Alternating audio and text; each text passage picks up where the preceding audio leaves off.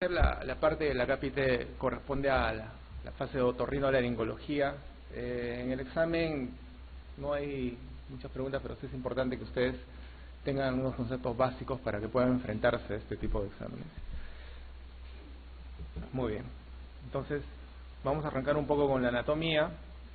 Recuerden que las funciones básicas del oído va a estar centrada en dos, ¿no? La función auditiva y la función del equilibrio. Esas son las dos funciones básicas que tiene el aparato del oído, ¿no?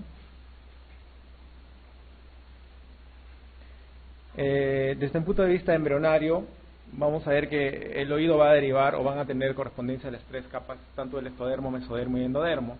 Como pueden ver en los gráficos, tanto el conducto auditivo externo y el conducto auditivo interno van a ser derivados ectodérmicos, ¿no? La trompa de Eustaquio, además de la caja timpánica, van a ser derivados mesodérmicos, y los huesecillos del oído van a tener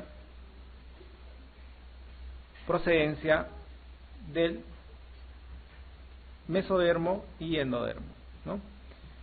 La membrana timpánica, como ven acá en el gráfico, incluye a las tres capas, ¿no? Como ustedes pueden ver, la parte externa, que es una superficie cutánea, ¿no?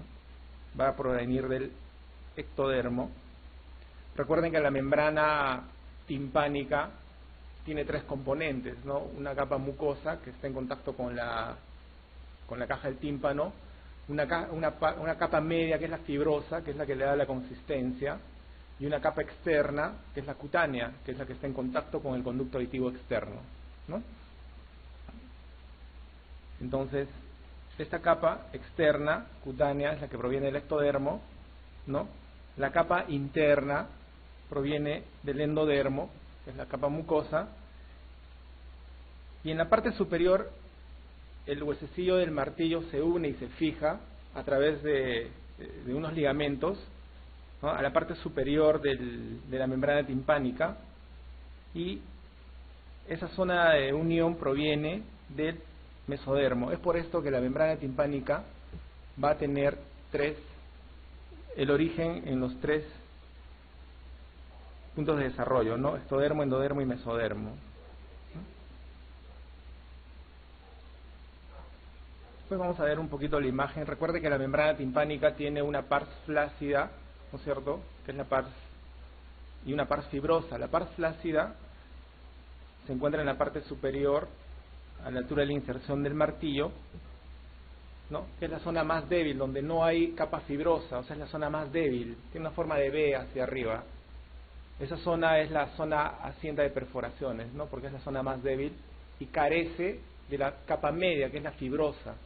La capa media y fibrosa tiene fibras circulares y fibras radiadas, es la que le da consistencia y la estabilidad a la membrana timpánica, ¿no? Esa capa no existe en la parte superior donde se inserta el martillo, que lo vamos a ver más adelante, y tiene forma de V, y precisamente esa V está limitado por los ligamentos que unen el martillo a la membrana timpánica, ¿no? Eso se llama pars flácida, que es asiento de perforaciones, porque es la zona más débil de la membrana timpánica. Estamos hablando de perforaciones espontáneas, ¿no? Muy bien. Entonces, el oído, dentro de la estructura anatómica, vamos a clasificarlo en tres segmentos, ¿no? Ya esto es conocido por ustedes: oído externo, oído medio y oído interno, ¿no? Para tener una idea clara, las patologías que más afectan al oído son las denominadas hipoacusias. Y nosotros tenemos dos tipos de hipoacusias, ¿no es cierto? Las hipoacusias de conducción o transmisión y las hipoacusias de percepción o neurosensoriales, ¿no?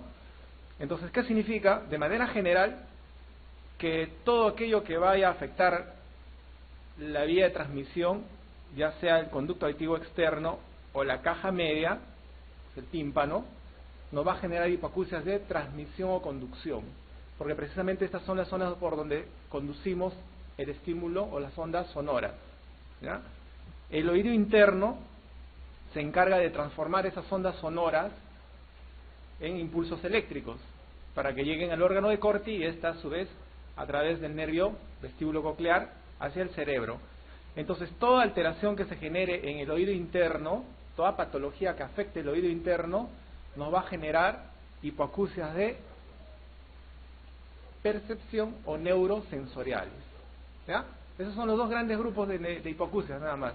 Neurosensoriales de percepción o de transmisión o conducción. Entonces, del oído medio, oído externo, hipoacusia de transmisión o conducción. Oído interno, hipoacusia de percepción o neurosensorial. ¿Ya? Conceptos básicos. Muy bien. El pabellón auricular, bueno, de manera general, el pabellón auricular tiene estructura cartilaginosa. Podemos ver relieves en ellos como el hélix en la parte posterior, el antihélix, el lóbulo, el trago y el antitrago. La concha, ¿no es cierto? Y en la parte interna, el orificio de ingreso del conducto auditivo externo, ¿no? Desde el punto de vista de la inervación es importante recordar que, como el gráfico, acá tenemos un gráfico, ¿no es cierto? La parte superior del lóbulo de la oreja está inervada por el nervio trigémino, B, ¿no es cierto? En su rama oftálmica, o sea, B1. La parte externa posterior, ¿no?, por los nervios del plexo cervical, al igual que el lóbulo, y tanto la concha en la parte inferior como en la parte superior van a estar inervados por el facial y una rama, pero del glosofaringeo, o sea, del 9. ¿Ya? Entonces la concha está inervada por el facial. Es por eso que cuando existe afectación, por ejemplo, del nervio facial, en lo que llamamos afectación por el virus del herpes zóster, existen vesículas que aparecen a nivel de la concha. Es el síndrome de Ramsay-Hunt, ¿cierto? Entonces las vesículas que se transmiten a lo largo de la dirección de inervación del nervio facial, ¿no es cierto?, como clínica se presentan vesículas a nivel de la concha por la inervación. El conducto auditivo externo también está inervado por ramas del trigémino y ramas del facial, como pueden ver.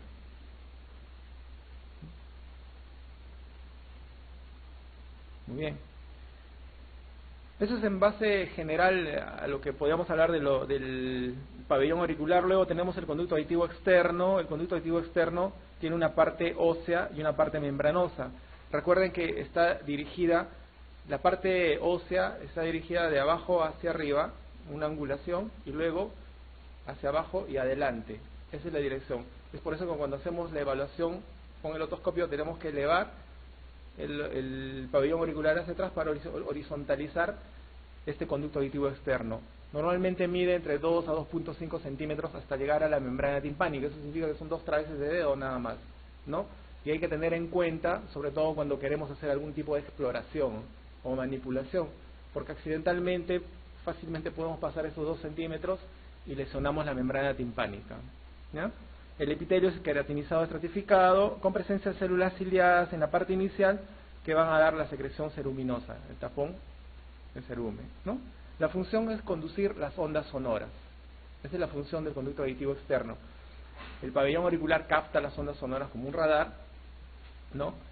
Y el conducto auditivo externo lo conduce, ¿no es cierto?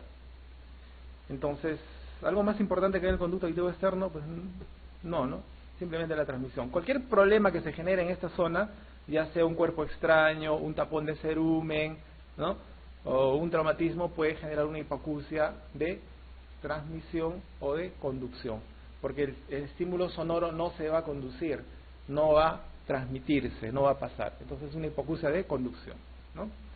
Luego vamos a llegar a la caja media del tímpano, la caja timpánica, que de manera esquemática está representada por un cubo, ¿cierto? Entonces, si vemos un cubo y lo orientamos de atrás para adelante, vamos a ver que tiene una pared anterior, una pared posterior, una pared lateral interna, una pared lateral externa, una pared superior y una pared inferior, un techo y un suelo, ¿no? Tengo una imagen un poquito más adelante, nos va a detallar exactamente qué elementos son los más importantes dentro de las paredes de la caja del tímpano. Pero de manera general, si nos ubicamos en este espacio, ¿no es cierto?, como si fuese la caja timpánica, imagínense que la pantalla sea la cara externa, lateral externa, que es donde se ubica la membrana timpánica, y la parte interna, la cara medial, por donde va a estar ubicada la ventana oval, ¿no?, y la desembocadura la ventana oval, donde se va a articular el estribo ¿no es cierto? Y que se va a continuar con el oído interno. La cara superior es el techo, denominado tegmen tympani, es una zona bien delgada, ¿no es cierto? Y si hay infecciones a nivel del oído medio, puede pues ascender infecciones a esa zona y causar meningitis o encefalitis en algunos casos, ¿no? La cara posterior es la cara mastoidea, ¿no? Tiene una comunicación, un orificio por donde se comunica con el antro mastoideo, es el aditus ad antrum. Entonces también en algunos casos de otitis media purulenta es sitio afecto, ¿no es cierto?, de infecciones en la mastoides, la famosa mastoiditis, ¿no? La cara posterior también es importante porque sirve trayecto o forma parte del trayecto del nervio facial. Recuerden que el nervio facial, ¿no es cierto?, se origina a nivel del surco bulbo protuberancial y luego sale del encéfalo, sale de la cavidad craneana e ingresa por el conducto auditivo interno, ¿ya?, conjuntamente con el auditivo, o sea, con el nervio vestíbulo coclear, ¿no? Ingresan. El nervio facial, al ingresar al conducto auditivo interno, ¿no?, se transcurre, es la porción laberíntica del nervio facial, transcurre por la cara medial, porque por ahí ingresa, y luego se va hacia la cara posterior, ¿no?, para luego hacerse vertical hacia abajo, ¿no es cierto?, en su porción mastoidea, y salir por el orificio estilo mastoideo. Entonces, en la cara posterior de la caja timpánica, el nervio facial da dos ramas importantes, ¿no? Uno es el nervio estapedio, perdón, el nervio para el músculo del estapedio, el nervio estapedio o del estribo, ¿no es cierto? Y el otro nervio importante que es la cuerda del tímpano, ¿ya? Este nervio cuerda del tímpano, una vez originada en la parte posterior, se va a ir hacia la cara medial, perdón, externa, se va a cruzar la membrana timpánica y se va a ir hacia la cara anterior para salir a través de la tuba y dirigirse conjuntamente con el glosofaringeo a dar la inervación sensitiva, ¿no es cierto?, a los 2/3 anteriores de la lengua, la sensibilidad gustativa, es la parte sensitiva del nervio facial. Entonces, ¿dónde se origina este nervio cuerda del tímpano? En la cara posterior, en la porción mastoidea, perdón, la porción timpánica del nervio facial, la cara posterior de la caja timpánica. Entonces tenemos dos nerviecitos ahí: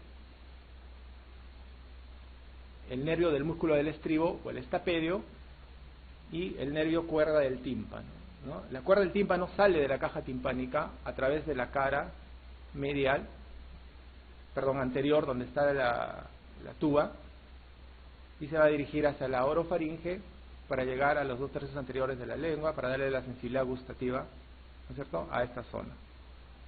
Entonces esta es la relación más importante en la cara posterior. En la cara anterior nosotros vamos a tener la desembocadura de la tuba, ¿no es cierto?, la tuba tímpano-faringea, ¿no es cierto?, que nos va a servir para equilibrar las presiones entre la atmósfera y la caja timpánica, y sirve como resonador, o sea, disminuye las intensidades cuando existen estímulos sonoros muy fuertes, ¿ya? En la cara anterior también se encuentra un músculo importante que se llama el músculo tensor del tímpano o el famoso músculo del martillo, ¿ya? Este músculo del martillo discurre a lo largo de la tercera porción de la tuba, que tiene porción ósea y porción membranosa, para luego insertarse a nivel de la membrana, o sea, transcurre a lo largo de la caja timpánica. Este músculo está inervado, ¿no es cierto?, por la rama 3 del trigémino, ¿ya? O sea, el quinto par craneal, ¿ya? Entonces, el músculo del martillo viene del trigémino y el músculo del estribo viene del facial. Eso les preguntan en el examen, y hay un adagio como para que se acuerden. Recuerden que el martillo siempre se agarra con las 5 manos, perdón, con los 5 dedos, ¿verdad? El mango del martillo lo agarramos con la mano, o sea, con los 5 dedos. Entonces, ¿de dónde viene el nervio, el músculo del martillo? Del quinto par. Y ya más específicos de 3, pues, ¿cierto? El maxilar.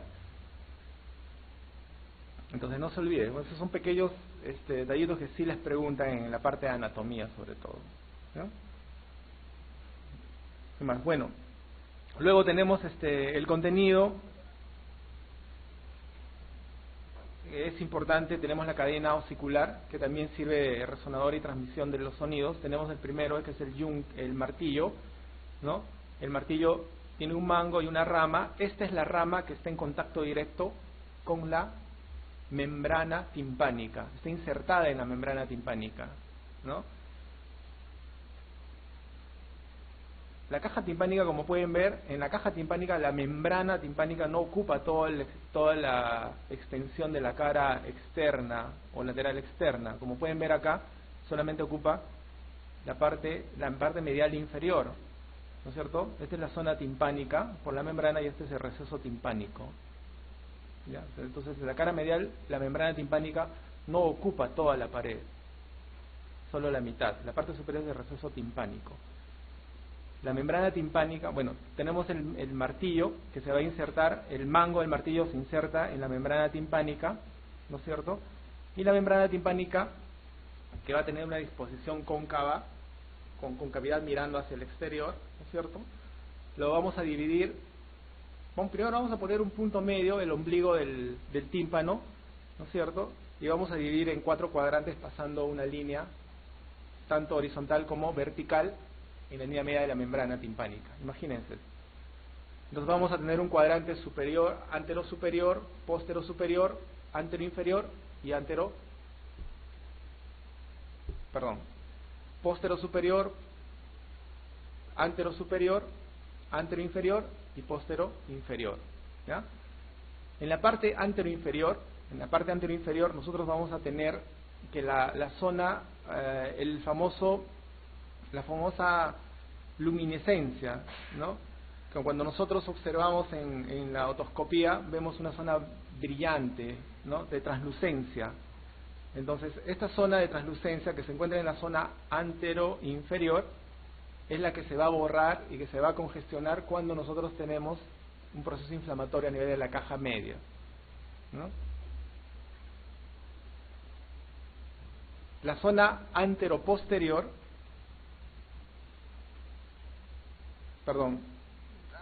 e inferior es la que comúnmente nosotros utilizamos para hacer las famosas miringotomías, o sea, las punciones y las aperturas o los drenajes en la membrana timpánica. No así en la parte póstero superior ni antero superior, porque en la parte póstero superior tenemos el nervio que está pasando, ¿no es cierto? ¿Se acuerdan del nervio facial que les decía que llegaba hacia la tuba y salía? El nervio de la cuerda del tímpano, ¿no? Además tenemos la par flácida y el mango del martillo. Entonces, si queremos hacer alguna perforación en esa zona, podemos correr el riesgo de lesionar el mango del martillo o podemos lesionar este nervio, la cuerda del tímpano. Entonces, cualquier punción se va a realizar ya sea en el cuadrante inferior anterior, ¿no es cierto? O inferior posterior, idealmente inferior posterior, ¿no? Muy bien, el tipo de articulación que tiene el estribo con el yunque sinovial, algunas veces preguntan, ¿no es cierto? Luego viene el yunque, que se va a articular con este huesecito que se llama estribo, ¿no? El tipo de articulación es en artrosis. Este huesecito estribo, como ustedes ven, simula el estribo de los caballitos, pues por eso tiene el nombre de estribo, de las sillas de montar, por donde ponemos el pie, ese es el estribo. Entonces, este huesecito ha sido descubierto, según la historia, por los años 1500 y atrás, donde había un médico que se llama Escopinaro, que fue el primero en que se dio cuenta que este huesecito tenía mucho que ver con la resonancia, ¿ya? Y él fue el que ideó los diapasones, que más o menos, si ustedes se dan cuenta, tienen esa forma, y el diapasón es un método diagnóstico para determinar si es que o no el paciente puede tener hipoacusias en este caso, ¿ya? Obviamente después se formalizó y se perfeccionó este aparato, pero a partir de este huesecito del estribo es que se generan los diapasones, ¿no? Para la evaluación audiométrica, ¿no es cierto?, utilizando esos elementos. Y Weber, precisamente, que es una de las pruebas por diapasones o acumetría, fue el que se dio cuenta de que este aparato lo podíamos utilizar para definir qué tipo de hipoacusia tenía el paciente, como lo vamos a ver más adelante, ¿ya? Entonces, bueno, esta es la parte por ahí un poco más importante de la caja media. Acá ustedes pueden ver, este es el músculo, miren, este es el músculo del martillo, esta es la tuba, ¿no es cierto? Y miren, el músculo del martillo, ¿no es cierto? O el tensor del tímpano, músculo del martillo o tensor del tímpano, va a tener sus orígenes acá en la trompa, ¿no es cierto? Y en la cara anterior, ¿no? Sus inserciones hasta en la trompa, y de la cara anterior va a ir a insertarse en el martillo. ¿Ven? Este es el músculo del martillo o tensor del tímpano, y este músculo está inervado por el quinto par craneal, ¿cierto? Trigémino. A diferencia del músculo del estribo, que es este músculo que nace en la cara posterior y está inervado por el músculo del estribo, ¿cierto? Que viene del facial, ¿ya? Muy bien. Luego tenemos el oído interno, donde se encuentra el verdadero sentido, la parte neurológica, por ahí decirlo, del aparato de la audición, que va a tener dos componentes, ¿no? Una parte ósea y una parte membranosa, ¿ya? La parte membranosa está incluida dentro de la parte ósea, está cubierta, ¿ya? Entonces, en la parte ósea nosotros vamos a tener los conductos semicirculares, ¿no es cierto? Dentro de los conductos semicirculares vamos a tener a los canales semicirculares, ¿no? Luego vamos a tener al vestíbulo, que es la parte ósea, y dentro del vestíbulo dos componentes, el utrículo y el sáculo, ¿no es cierto? Esto que está cortado acá vendría a ser el vestíbulo, que es la parte ósea, y lo que está dentro, ¿cierto? El utrículo por arriba y el sáculo por abajo. ¿Está bien? Luego tenemos el caracol, ¿no? O cóclea, que es la parte ósea, y por dentro tenemos los canales o los conductos cocleares, que están dentro del caracol. Entonces, el oído interno tiene una parte ósea y una parte membranosa. La parte membranosa está incluida dentro de la parte ósea, ¿no? Tenemos conductos semicirculares, donde están los canales semicirculares. Tenemos el vestíbulo, donde se van a encontrar el utrículo y el sáculo. Y luego tenemos el conducto coclear o el caracol, ¿no es cierto? Perdón, el caracol o la cóclea, donde se van a encontrar los conductos cocleares, ¿no? Ahora, tanto el utrículo como el sáculo y los conductos semicirculares van a tener que ver con el equilibrio, y el caracol con los conductos cocleares van a tener que ver con la audición, ¿ya? El nervio auditivo tiene dos ramas, una rama coclear y una rama vestibular. Por eso también el nervio auditivo se llama vestíbulo coclear. Entonces, por ende, la rama vestibular va a venir, ¿no es cierto?, de células nerviosas aferentes que van a originarse en el sáculo y el utrículo y los conductos semicirculares para formar la parte vestibular del nervio auditivo, ¿no? Y en la parte de la cóclea, ¿no es cierto?, cuyo eje fundamental es el órgano de Corti, que es la primera neurona auditiva, se va a formar la rama coclear del nervio auditivo. Entonces ya tenemos los dos ramos, vestibular y coclear, que van a formar el nervio auditivo, ¿no? Tanto en el vestíbulo como en el sáculo, nosotros vamos a encontrar dentro, en su interior, unas células ciliadas en cuya superficie se va a encontrar una superficie amorfa, y dentro de esa superficie amorfa, que es un gel, van a estar los famosos otolitos, ¿no es cierto? Los otolitos. Estos otolitos que se encuentran en el sáculo y el utrículo nos van a dar orientación en sentido antero-posterior, superior e inferior, ¿no es cierto? El ejemplo básico es el de la aceleración-desaceleración. Como un carro, ¿no es cierto? Cuando nosotros arrancamos o caminamos para adelante, los otolitos se van para atrás. Lo mismo cuando frenamos, los otolitos se van para adelante. Están jugando en ese sentido para que mantengamos el equilibrio, tanto en sentido antero-posterior como en sentido horizontal. Perdón, antero-posterior y vertical, de arriba para abajo y de adelante para atrás. ¿Ya? Los conductos semicirculares también tienen células ciliadas con una mácula, una sustancia amorfa, donde también se encuentran los otolitos, pero que nos van a dar la estabilidad giratoria, ¿no es cierto? La sensación de estabilidad giratoria, el equilibrio giratorio, ¿no?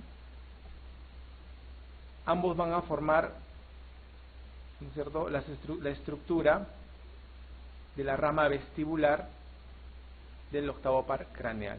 ¿Está bien?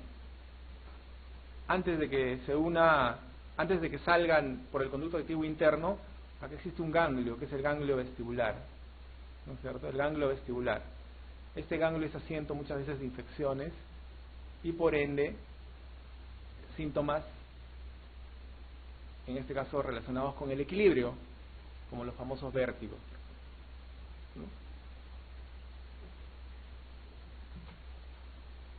A lo largo de la membrana, a lo largo del caracol, nosotros tenemos de manera básica la membrana basal, ¿no es cierto? Y a lo largo de la membrana basal se encuentran insertos las unidades auditivas iniciales dentro de un componente que se llama modiolo, ¿no es cierto?, donde se va a encontrar el famoso órgano de Corti, que es la unidad inicial de la audición, ¿no? También van a emitir extensiones neurológicas que van a ir a formar, ¿no?, el ramo coclear del octavo par craneal, formándose así el octavo par craneal que se va a dirigir al encéfalo saliendo por el conducto auditivo interno. Por ende, toda alteración que se genere en esta zona relacionada con la audición va a generar una hipoacusia de percepción o neurosensorial, como habíamos dicho, ¿no?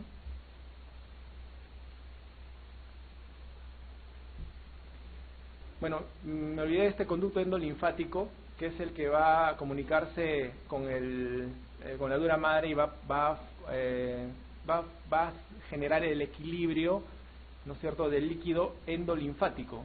Recuerden que dentro del laberinto membranoso, del conducto membranoso coclear, ¿no es cierto?, se va a encontrar el endolinfa, y dentro del endolinfa, ¿no es cierto?, están estas células del órgano de Corti, y alrededor, entre el laberinto óseo, entre el caracol óseo y el caracol membranoso va a estar el perilinfa.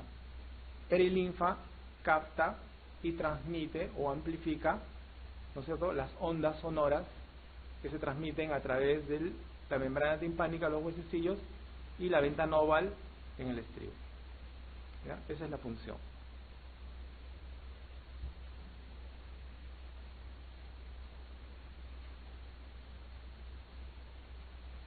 Muy bien, entonces la cóclea ósea y membranosa, espiral, donde se alojan los órganos receptores de la audición.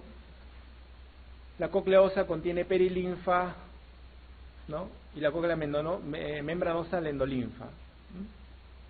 El sonido se transmite a la perilinfa por la rampa vestibular a través de la ventana oval, ¿no? El movimiento simétrico de la ventana redonda permite que la onda sonora produzca una deflexión en la membrana basilar. O sea, el estímulo mecánico, que son las ondas sonoras que el oído capta, se vuelve un impulso eléctrico a nivel del endolinfa, donde se encuentran las células del órgano de Corti, ¿no?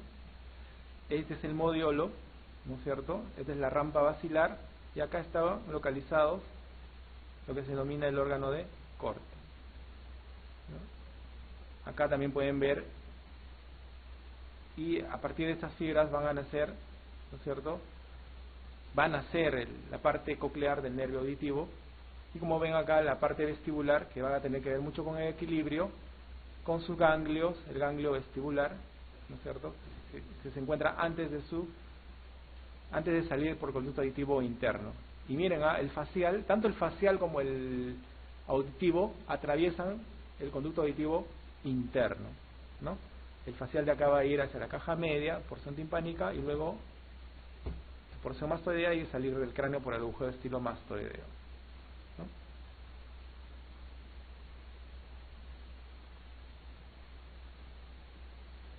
Hay algunas afectaciones del facial, por ejemplo, como estábamos hablando hace poco del síndrome de Ramsay-Hunt, ¿no?, en la que existe una afectación del nervio facial por el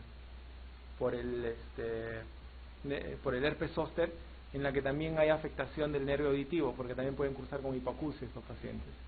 Y entonces la hipoacusia se da por esto, por la relación que existe entre el nervio facial con el auditivo.